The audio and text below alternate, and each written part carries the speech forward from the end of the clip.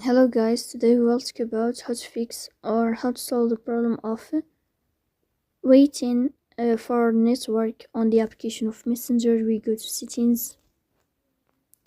Here in this page you will go to apps, default apps, app settings. In this page you will go to above, you will search about the application of Messenger and you will click. Here in this page of app info, you will go to first stop and you will click OK. Here you will enter to the window of storage. Then we click on clear cache. In the end you can turn off your phone and you can restart your phone again. If it's not working with you, then you can go to Play Store.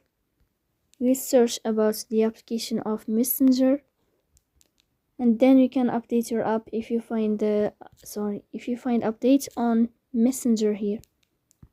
Messenger, as you see in this blue sign. So please don't forget